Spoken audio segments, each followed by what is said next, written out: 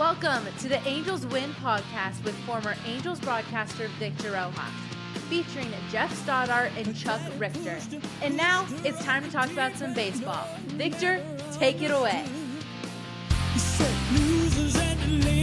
Well, it's time once again for the Angels Win podcast. I'm Victor Rojas along with Chuck Richter. So glad you could join us once again for this is episode number 18, a special edition. Typically we record these on Sunday and release them that night, but with the news that came out late last night, that would be on Wednesday night on the West Coast, and news that I received. I actually looked at my phone at about 3 a.m. this morning. I saw it, but I think a lot of folks on the East Coast were already in bed when the news came out about Shohei Ohtani and Mike Trout. And Chuck, you're one of those guys as well, that we thought we would get on the air today and kind of talk things out, just like everybody else is pontificating about this whole situation. It's not pretty, but clearly Jeff Stoddart's not here today. He is with us in spirit. So it's just going to be Chuck and I. And Chuck, I hope you're doing all right. I hope you've stepped away from the ledge and have been able to kind of let all of this sink in and give us your 5 cents on the whole situation. Yeah, it was a bit of a shock. And as you mentioned, I conked out early. I had to be up for an early work meeting. But so that wasn't the kind of news I wanted to wake up to. And then you get a double whammy when you find out that Trout went back on the IL as well. We talked about throughout our entire podcast series that obviously Ohtani is the leader on the staff. He's the ace. And there's a big gap between him and the second guy. And now you take him out of the equation for next year. And I'm sure we'll talk about what that contract's going to look like now, what next year looks like if he's on the Angels. But it's not good. And I really feel bad for Ohtani. He was going to get a really significant payday. Still will. I mean, it won't be, it'll be prorated, if you will, but he'll still get a significant, pay increase. But do you really think that somebody's going to pay for a chance? Because remember, this is the second Tommy John surgery. Yeah. They take longer to come back from, and there's not always a guarantee that they may pitch to the same level as they did.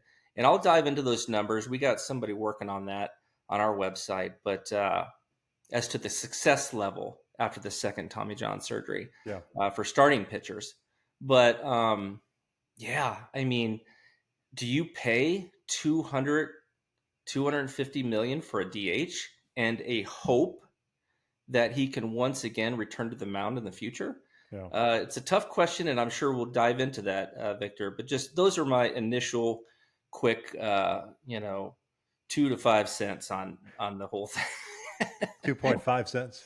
Yeah, exactly. Well, I mean, let's set the table. I mean, typically on our show, we go back in time, revisit the week that was, and then we look ahead to the week that is or is coming up, and we kind of in between we regurgitate about all kinds of different things that kind of tickle our fancy. So obviously, this is an episode that we'll talk about. I mean, we could talk about the Cincinnati Reds sweeping the Angels. If we want to, the Angels are going out on the road to start a road trip in New York. It's a 3-city trip, right? If I remember correctly, it's 2 on the East Coast, and they finish in Oakland or something to that effect. Yeah, I believe so. Yeah. I haven't looked that far ahead because I wasn't planning on doing a show today, so I wasn't overly prepped. But I do. We typically we have a drink on our show. I almost brought the entire bottle of Western Sun in here and just drank out of the bottle, considering the news. But I went ahead and I mixed it with my. There you go. I went ahead and mixed it with my my electrolytes, and so there you go. Cheers, Chuck. Cheers to you.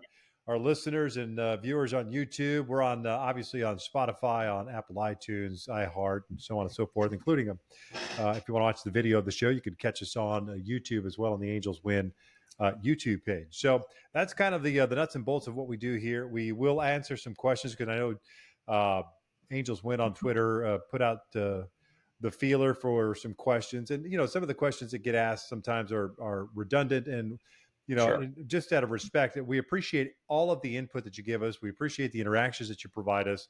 And I'd love to sit there and answer everybody's questions. Sometimes they're phrased a little bit differently, but the gist of it is, if we don't cover it on the show, then we'll touch on the questions. But if we touch on what you asked, especially as we get later in the show, we usually give a shout out to the person for submitting the question, but also let them know that we've pretty much answered that, whether it's on this episode or a previous episode. So, look, we've been pretty straightforward on everything that we've talked about this year. I don't think we've held back, if you will. Sorry, I got a little bit of an itch there. I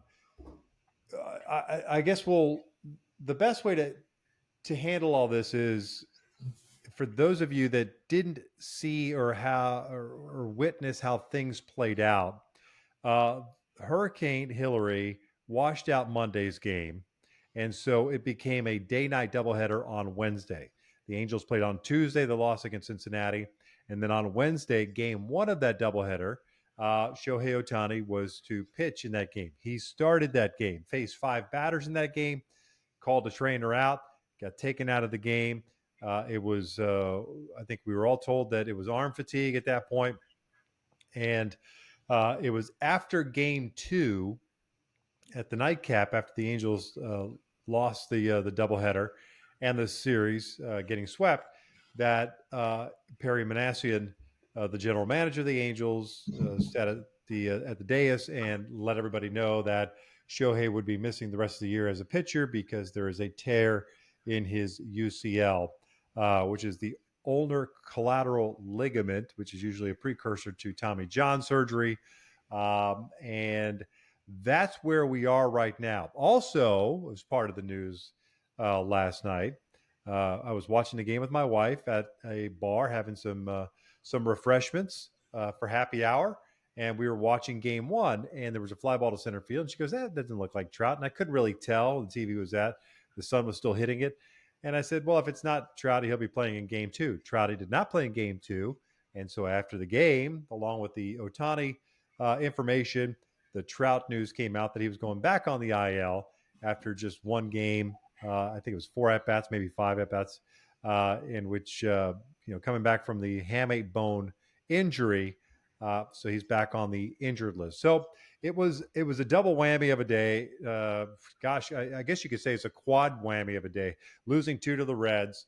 I guess quintuplet, right? Losing the doubleheader, getting swept by the series, getting Ohtani news, and then of course the Trout news. So it's certainly not an easy day for the Angels faithful. Those that already those fans or people from afar, baseball fans or otherwise, who are already crushing the Angels, today or last night was just an opportunity to pile on the organization, the fan base, so on and so forth. I've seen a lot of different reactions from fans as well. Angel fans, disheartened, upset, bothered. And I'm going to, just for shits and giggles here, I'm going to read a text, because on our podcast or via text here, we have this a group podcast texting, Chuck, Jeff, and myself, and we usually go back and forth about a lot of different things, whether it's times that we're going to record or who's got questions and so on and so forth. And last night or yesterday, like I said, let's see here. There's been a lot of chatter. You're going to have to go scroll. I know. I'm trying to figure out. Okay, that was today, so I got to go back to yesterday. Oh, God. Oh, here we go. Nope. I got to go back even further, buddy. Oh, here we go. Yesterday at 5:25 p.m., I texted the group, arm fatigue. That's like upper body injury in hockey. And then in parentheses, I said, which is usually used for decapitation. Joking around that, they use these benign terminology to, lower the injury. Well, shit, I had no idea that he was going to be done with tearing his UCL or whatever. And then this morning, I went to bed. And then I texted you guys this morning at 6:30. Hate to say I told you so on a number of fronts, but if it walks like a duck and quacks like a duck, it's probably a fucking duck, is what I said. And it's unfortunate. Yeah. And it's so wholly unfortunate. You mentioned how badly you feel for Shohei. I think we all feel bad for Shohei. I think as baseball fans, we're just awed of what he can do on an everyday basis. And I just think it's so frustrating for him. You know, it's easy to look at, oh, he's going into free agency and look at, no, I think just in general as a baseball player, the free agency stuff's going to take care of itself. The money's going to take care of itself. He's going to be a very, very rich man. His kids, his grandkids, and great grandkids, they will all have plenty of money. Oh, sure. So that's not a concern. But it's like when you get a once in a generation type player like Shohei, you want to see it unfold, and you want to see it continuously unfold. So we were mesmerized this year by the sheer ease in which he is leading the league in home runs and just on the mound and dominant, Right. even with the hiccups. And so I think that's the biggest takeaway for me, is like how disappointing it is for him not being able to finish this season the way it has gone for 5 months, right? It's unfortunate for the Angels. And look, I'll leave it there for now, and we could get into the side discussions of whether or not they should have traded him and all that stuff. Because look, you can go back and listen to the last 5 episodes. I think everybody knows where I stood on the whole trade thing. I didn't think the Angels were legitimate players for the playoffs. I just didn't think their roster was made up that way. I didn't think the team they maybe could have gotten in the number 6 spot, but I just didn't think it was a team that was deep enough, even after the trades, to go far in the playoffs. And I think you were just rolling the dice. They rolled the dice. It didn't work out. It's not going to work out. They're far worse now than they ever were at any point this season. And last night was like this gaping wound and just this barrel of salt being poured into it with the news. So that's where we're at, and that's why we're doing this show now, is so that people get our reactions, how we feel about it. It sucks. It frankly sucks. I hate the fact that I had this inclination last night via tweet, because Jeff Fletcher, that's where I was sitting at the bar and watching the game, and I saw the news, and loved Jeff to death. I think he's a solid human being, first and foremost. I think he's a terrific writer, and even further, I think he cares about his craft as he writes for the Orange County Register, which is very important to note. Yeah. And he put out a tweet that, and I'm paraphrasing here, and you can look it up, something to the effect of that it was a reply to someone that felt like, well, if they were already knew there was something wrong, it's probably more than arm fatigue. And all he said was, well, I got a feeling they were anticipating this, and that's why Tyler Anderson was ready to go, and so on and so forth. To which I tweeted, if there was any inclination that there was something wrong or a possibility of something going awry, they should have not allowed him to start whatsoever. Period. End of discussion is what I wrote. And I hate that I said that, because it's factual. And I would have said that whether it was Shohei or whether it was Trout, whether it was Crow, because you just, there's no reason to do that. You're playing for absolutely nothing at this point. And God bless it if all of a sudden he's actually hurt and he's out for the year from a catastrophic second injury. Because I remember when the news came out, I think we were in Texas when he first had the first arm injury. Yeah. And he stayed as a DH.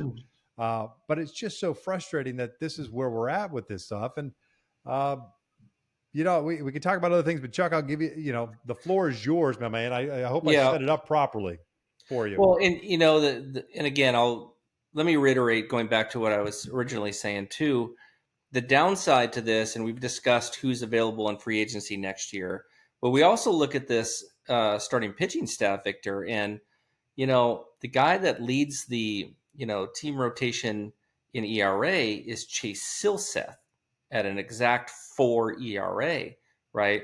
You got guys like Sandoval's just right behind him. Detmers is, 5, and Anderson has just been awful. Canning, 4.5. And these are guys that the Angels are going to count on next year and going forward, with or without Ohtani. And that's a concern. Even if they were to add the top 2 starting pitchers in free agency next year, let's say Snell and Nola, which is going to be, that'll be considerable. Maybe with this, I take Julio Urias ahead of those you would two take guys. Sorry. Urias, you would take him over any of those. Yeah. Okay, Yeah, that's fair. He's based the on age and ability. Yeah, he's the youngest of the 3. uh-huh. But you got to at least get 2 of those guys, right? I mean, you just have to, because you can't roll into the season with Sandoval. I don't trust him. Hold on. So this is where we get into this trap, right? You have to get both of those guys in addition to re-signing Shohei. Yes, but remember, you're now signing Shohei for not $500-600 million. Forget about the big nut, the overall nut of the package, right? What's the AAV that you're paying Shohei Ohtani? Because at the end of the day, that's all that matters, is the calculation for the annual average salary against the cap. Well, what's that number? Well, if Arte Moreno is going to stick around and not sell the team this offseason, and he's really committed to winning like he said he was, which is the reason why he didn't sell the team in the first place, right? When he was offered upwards to $3 billion, right? You have to push all those. You got to go all in free agency at this point. You can't trade for anybody of significance because your farm system's depleted, right? On the flip side, I mean, and we can talk about this. There are guys that we should be excited about as Angels fans, and Nolan Schanuel, Zach Neto, Logan O'Hoppe. Those guys are core dudes going into next year and beyond. You'll still have Trout. They're planned core dudes. Right. They're planned core dudes. Right. I just say that because you have to tap the brakes on guys that have just gotten to the big leagues. And I understand. You know what I'm saying? Yeah. Chuck, a month ago, I remember reading stuff where people on Twitter were like, man, let's give Mickey Moniak a 6-year deal right now. I know. And it's like, you have to let these things play out. You like what you see. Schanuel, I mean, he's got 3 seconds in the big leagues. Right. And he's going to have to develop some power at some point, especially playing a corner position. Sure. So let's be realistic. And that's why I kept saying all along, I didn't mean to cut you off, and I apologize.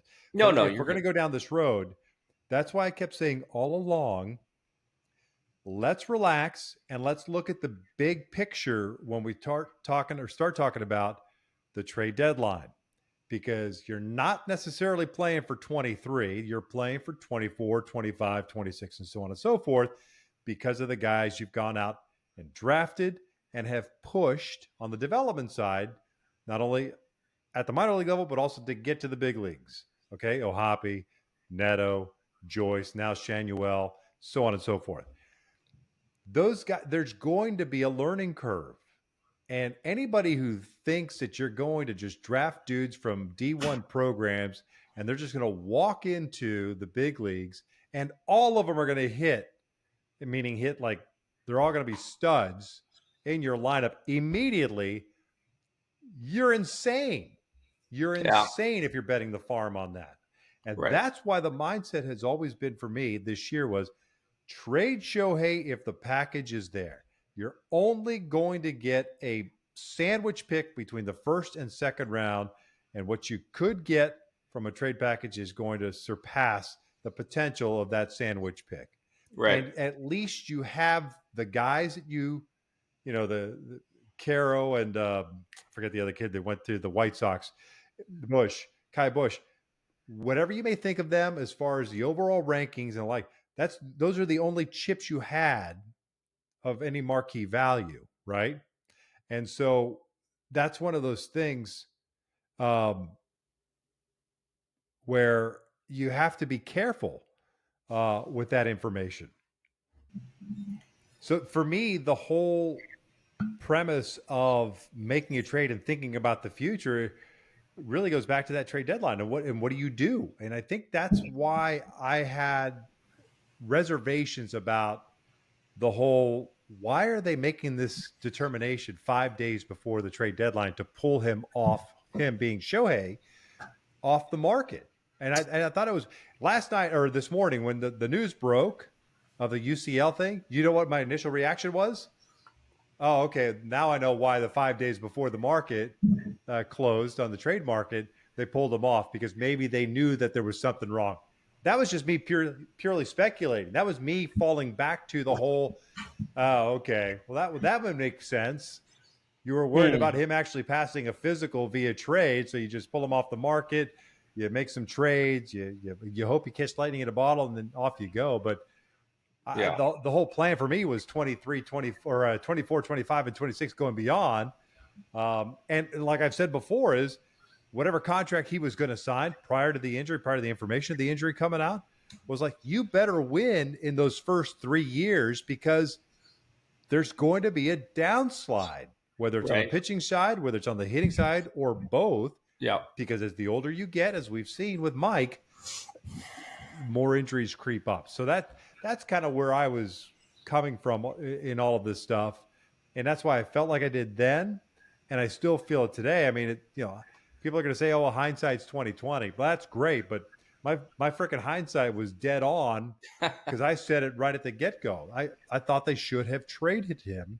Right. With the eye of, it's the best package available that satisfies you and your organization, while still telling Shohei, we still want you here. Like, we're doing this so that when you hopefully re-sign with us, we've got even more bodies and more protection around you. That's where I'm coming from. Victor, let me ask you something, because we've gotten a lot of questions about this too. And this is from Mario. Do you feel the enablement of Ohtani has hurt their chances on resigning him? Meaning they couldn't save him from himself. Meaning that he had the full gauntlet. He gets to call his own pitches. He determines when he plays, not Nevin, not the organization. It's Ohtani in charge. That, it's hard for me to answer that definitively without knowing exactly what was agreed upon, right? Because we as fans could sit here and go, well, I mean, if Shohei's calling the shots, well, Shohei's got the gun to the organization's head and he could do whatever they want. The organization's screwed, right? Right. I don't think that's ever a good thing. I think you have to, and I understand he's a unique situation, but I think you have to take into consideration what's best for him as he sees it. And then how does that work into the other 25 guys on that roster, and more specifically, the impact it has on the pitching staff?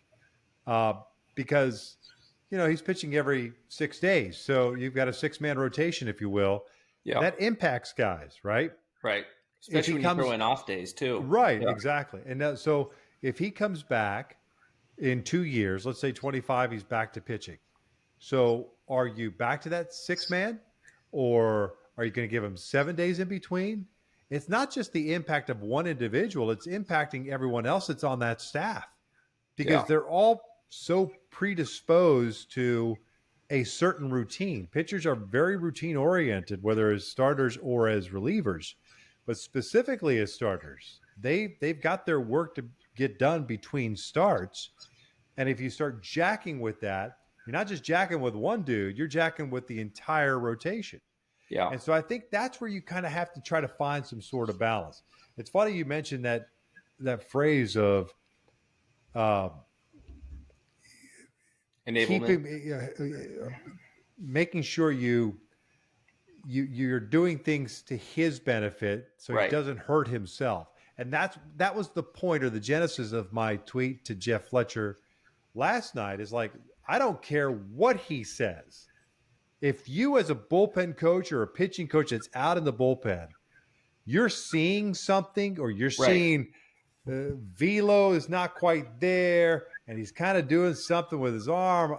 That's when you've got to step up as an organization and say, dude, you're done. You're done for the day. And Victor, his last start before they give him that break where they skipped his start, his velocity was way down that start. Right. And I know they chalked is arm fatigue the new dehydration? Yeah. Yeah. Exactly. Well, you guys gave me grief.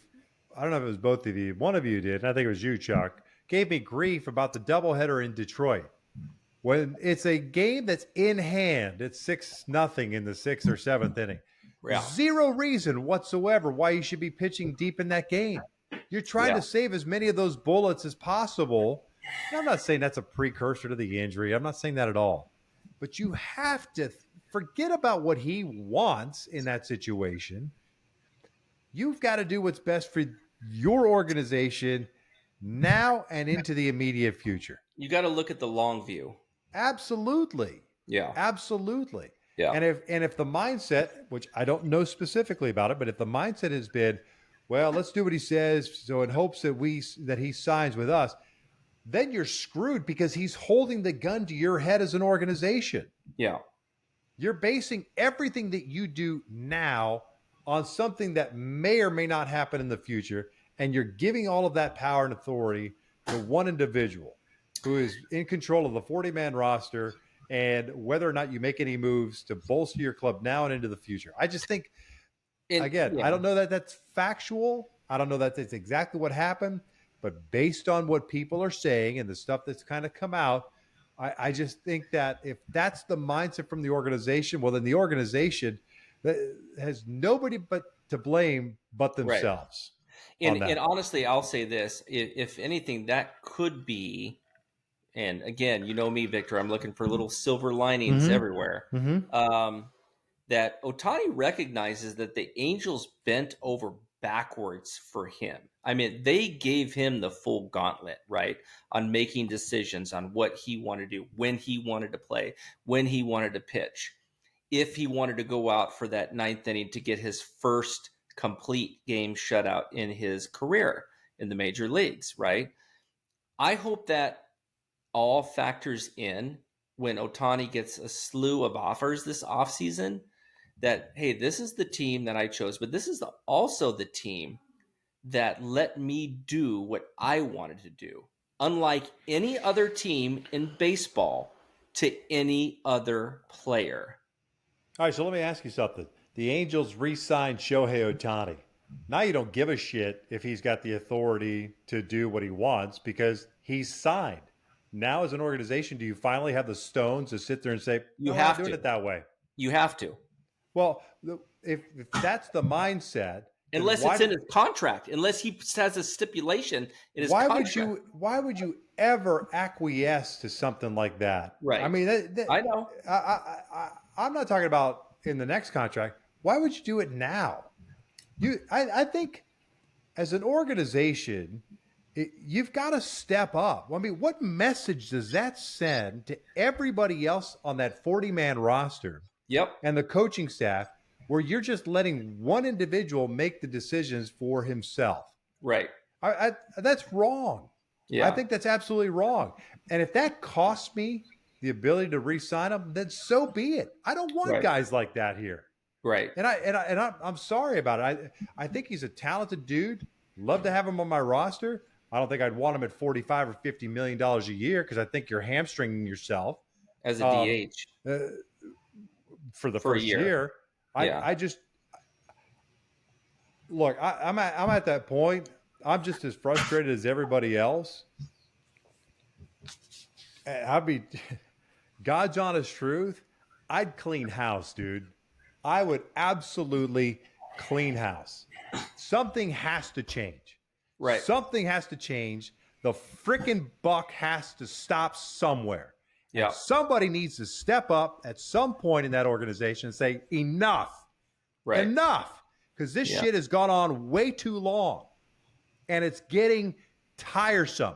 And all you do is continuously get crushed after crushed after crushed by everybody, not only by your fan base, but by the national fan base, by the national media, and it's annoying as all hell. It is. And if somebody's not getting pissed about all this stuff, then you know what? The hell with it. Why should I care if you don't? And that's what the Angels, I think that's what the Angels fan base is tired of doing. Yep. Artie's been great to me. I got a great relationship with him. John Carpino and Dennis Kuhl, I absolutely do. But by God, somebody has to step up and say something. I'm going to tell you something right now. I shot a text over to Artie a couple of days ago. I think it was last week.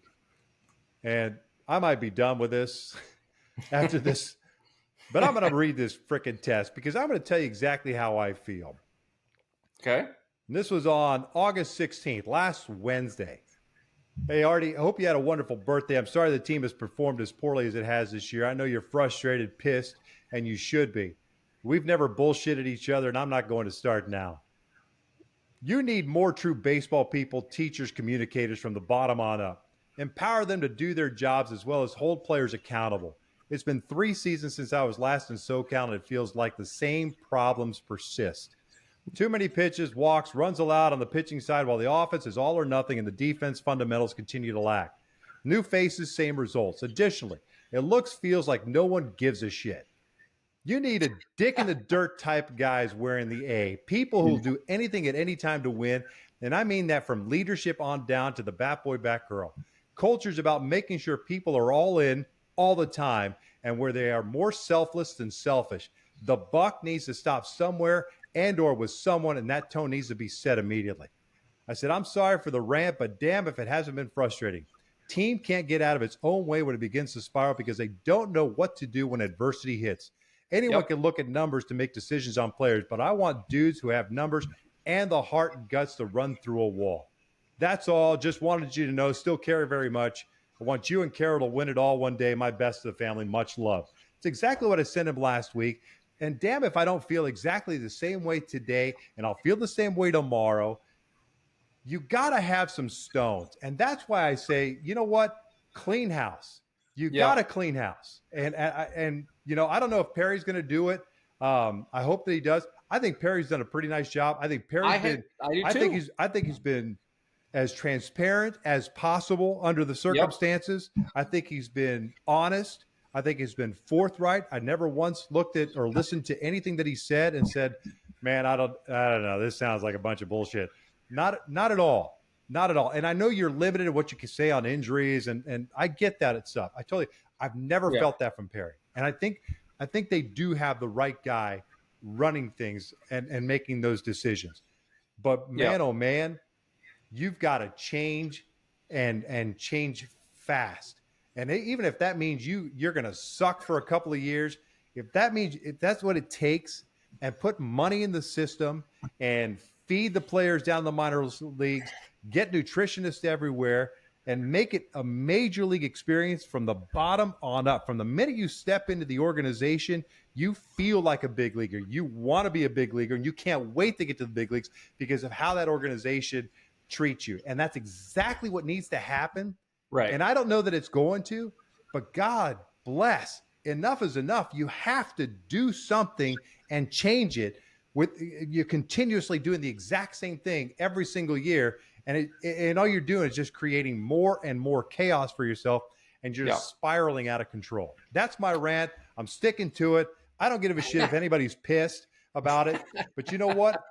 I'm done with it. It's so freaking frustrating. It's like, why should I care? Right. Why should I give me a reason to care? Right. What, you're going to put another Band-Aid on something? Put a Band-Aid on here, put a Band-Aid on this. Enough. I know Anthony Rendon doesn't give a shit. I'd get rid of him tomorrow. I would get rid of him tomorrow. It's sunk money. And if the quotes are true of what he's saying in the clubhouse, and maybe he's a hell of a guy. I never got a chance to meet him. It was COVID, so we never got a chance to go down to the field in his first year, COVID year in 20. Never got a chance to meet him. I've heard great things about him. I hear he's a wonderful person and so on and so forth. But what I've read and what I've seen, or what little I've seen, done. Those are the moves. You're paying for the contract anyway. I know someone said, well, maybe he should just retire so that the Angels don't have to pay the money. Whatever. It's over $100 million, $115 million, whatever the case may be. I'd ship him out. At some point, you got to send a message that we are turning a page and we're literally going to clean house. And we want people here that want to be here, that want to be held accountable, that are going to bust their ass. And you can put a picture of freaking Mike Trout and Zach Neto up on the wall, and Logan O'Hoppe. Those are the type of dudes we want. If you can't live up to those type of standards, that's what we want, then get the hell out of here. You don't want to be here. We will find a place for you. That's exactly how I feel, and I'm not going to change on that. Yeah. Let me ask you, though, real quick. Did Arte respond to your text? He did not. Arte rarely responds to text. I don't look at that. He will, if I ask him that hey, do you have time for a call? He will tell me, hey, call me here, call me there, whatever like that. But he knows that I send him messages, and I know he reads it, And if there's something I really need to get to, kind of like the whole ownership thing, I go through John, and John will relay the message, and I get the screenshot back. So that stuff I know he read it, and he knows I care. And I want this organization. I've known this organization since '82. Yeah. It's like, the Royals I grew up in Kansas City, and that's kind of right in my bread basket. But from '82 on, man, my dad retired in '77. From '82 on, I was kind of an Angels guy, and that's where my heart is. And it's so freaking frustrating to see.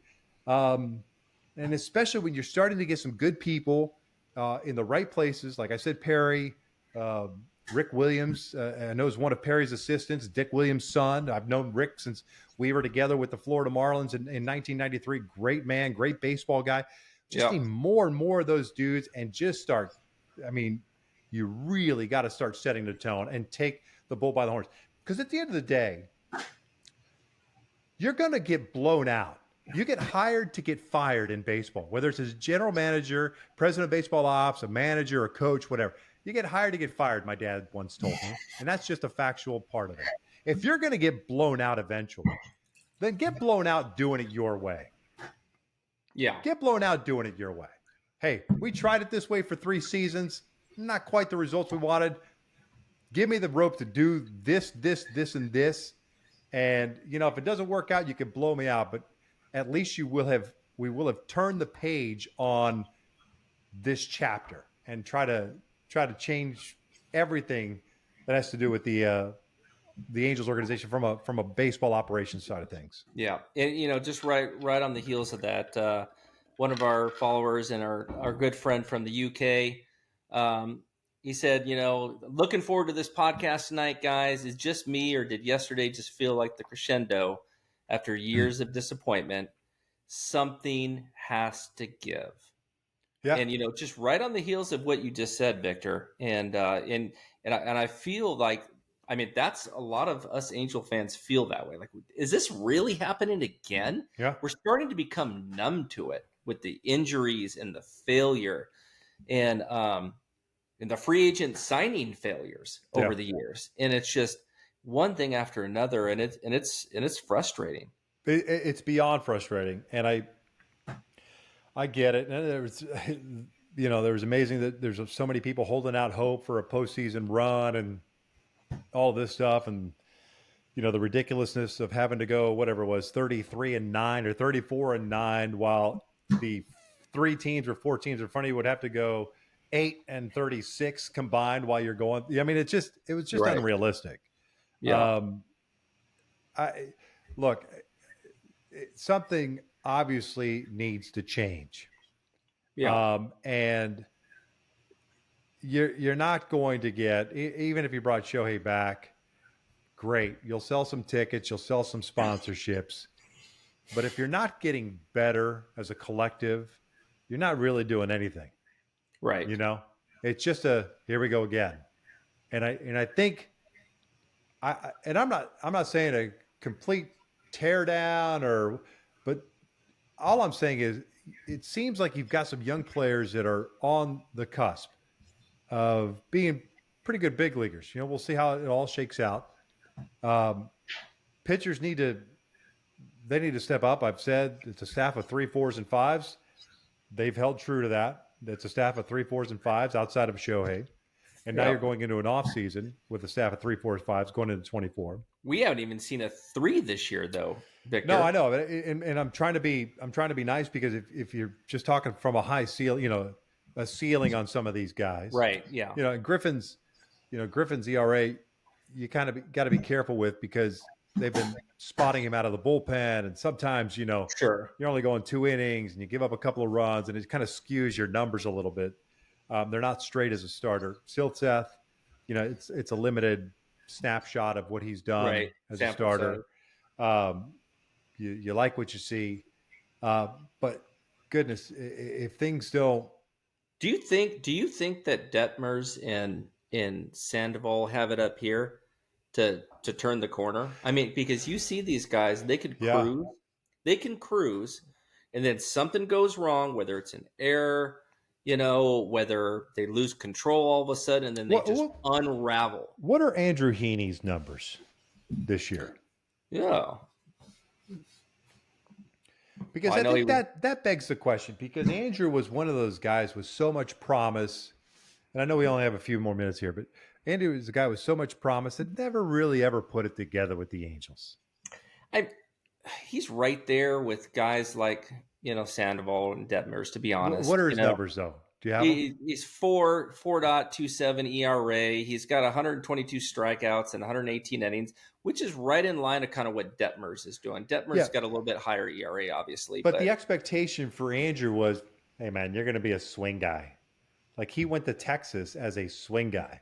A 5th, 6th starter, possibly out of the bullpen because they brought Martin Perez back. Zero stress. And I think that's where you have to get into the mindset of, like, I believe wholeheartedly you have to put players in a position to succeed. Yeah. If you're asking them to do more than they're truly capable of, whether physically, mentally, or emotionally, you're only asking for bad results. That's just me. I'm not a psychologist. I didn't graduate from college. I went to play baseball instead.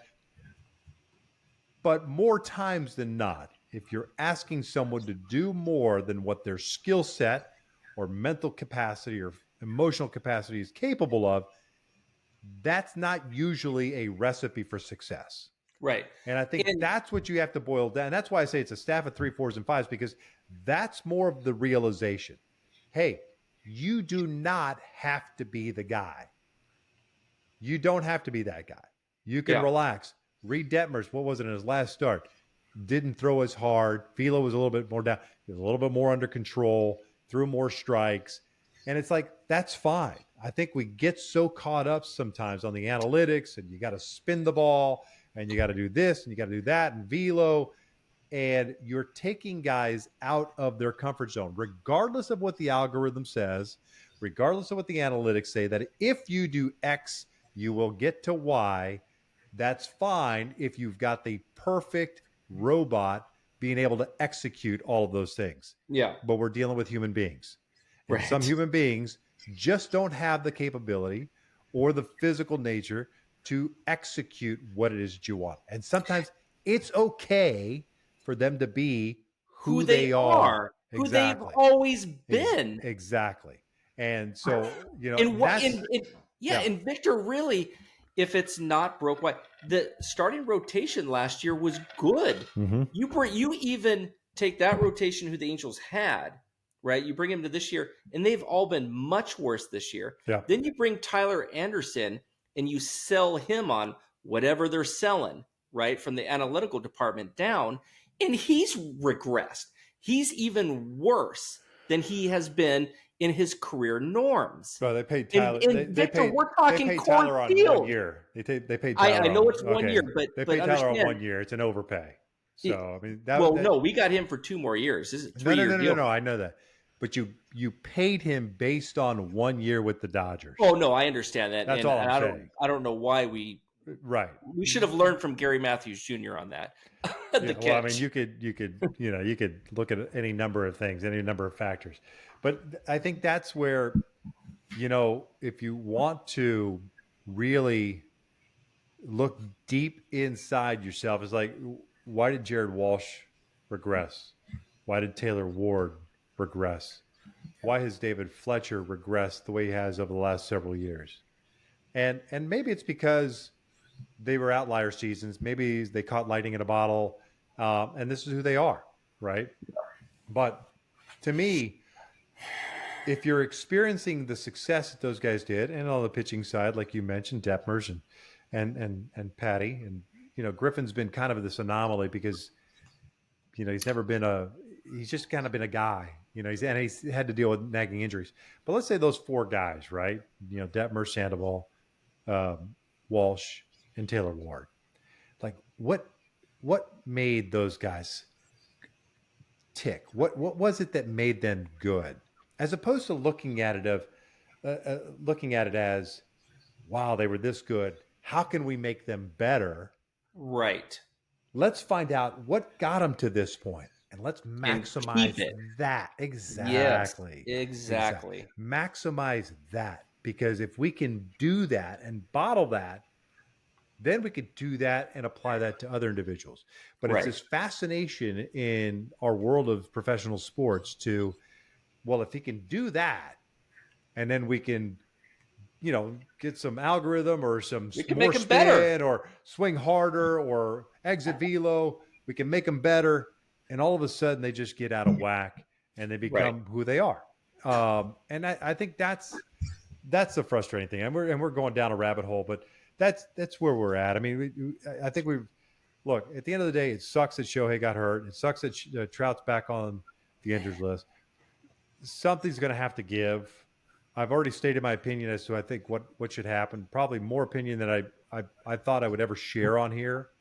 But I'm just as frustrated as anybody else. And I think, I don't know if I'm right, but I'm certainly, the opinion that I just shared with you certainly couldn't hurt, because the continuous ramming your head into the cinder blocks year after year certainly hasn't worked. And obviously something needs to change. And so that's where I'm at. CJ Wilson seems to have all the answers on how the organization can CJ's always had the answers. Just ask him. Yeah.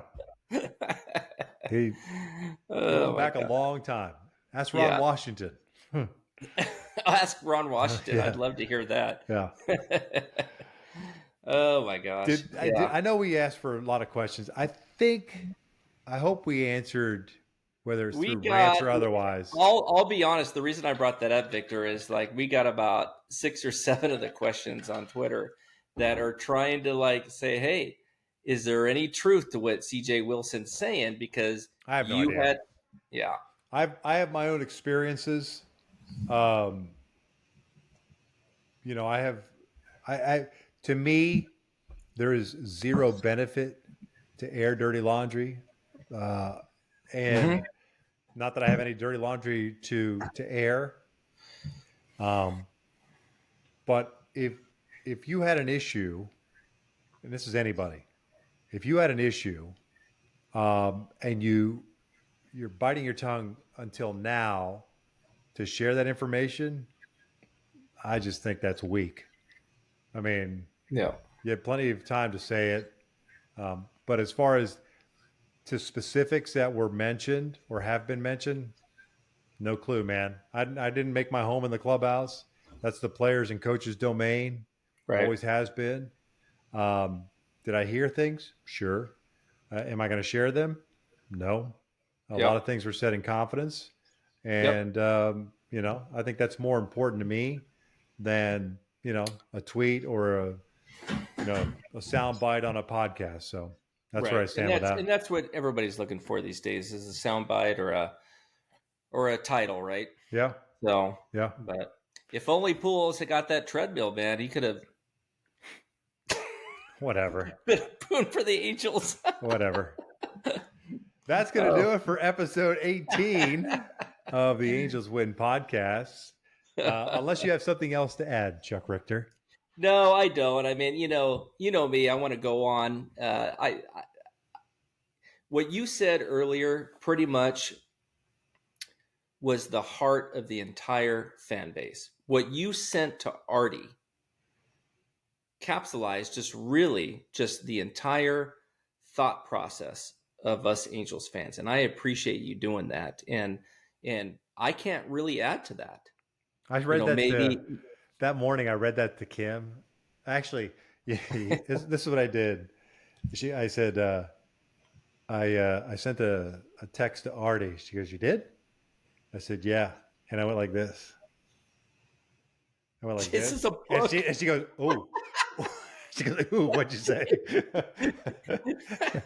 It wasn't after having a couple vodkas, was it? No, I think it was a morning tweet. Hold on, or morning text. Yeah, 9:10 in the morning on a Wednesday. Oh no, you're good, man. You're good frame of mind. Yeah. So anyway, oh gosh, you good, buddy? I appreciate your time. Yeah. Thanks for everybody for joining, for listening in, and this has been a good chat. Thank you for listening to us because I mean, this is a hard day for Angels fans. You lose generational talent to the mound for the rest of the season and next if the Angels are able to re-sign him, and then Trout for who knows how long. Yeah. Maybe the rest of the season. It's just a hamate. They didn't specify what it was, so I'd imagine it's the hamate. A lot of pain. Yeah. Well, I mean, look, there's zero reason to rush him back. I know Mike is a very competitive dude, and I know he wanted to be back and be part of it. So, he'll be fine going forward, and it's probably makes sense. There's no reason to keep pressing forward on that. So, it sucks, but here we are. Here we are. I'm just So, looking, Victor, and just looking for little, highlights from our younger guys that are going to be with the club going forward. And at this point, that's all we can do as Angels fans. Just that's it. So hope the pitching staff turns it around. So yeah, build on some momentum going to the off season, and we'll see what happens. So I know somebody asked, what the contract, does it help with Shohei being hurt? Does it help the opportunity for the Angels to sign him? Maybe. He's familiar with the whole rehab process in Southern California, having done it once before. So I think there's some validity to that. He understands the organization. Sure. What kind of a contract will he get? I think it'll be a creative one. I think if you do something and piece it together where you get an opt-out or multiple opt-outs, so that he feels good about, okay, I'm getting a very fair number in those 2 years. And I think the first opt-out should be after 25 season, so that you have one DH year and then one full year, assuming he's back on track of pitching and DHing, to gauge what his value is versus what he signed for as far as the following years. I don't think it needs to be a 10-year contract. No. But I think that's kind of the direction. I know that was one of the questions. So if we didn't get to your question, we apologize. We'll try to do so on the next podcast. But for Chuck Richter and Jeff Stoddard, I'm Victor Rojas. And we thank you so much for listening. Your interactions with us have been great. We certainly appreciate it. I read all the comments on the YouTube page as well. I probably should respond as well, but I like to just smirk sometimes when someone tries to crush me. But we're grateful for you, because without you, we're nothing really. We're doing this we're not doing it for ourselves. We're doing it for you, to be perfectly honest with you. So we appreciate the support. So that'll do it for episode 18, and we will catch you on the flip side for number 19. Thank you for listening to the Angels Win podcast with Victor Rojas, Chuck Richter, and Jeff Stoddard.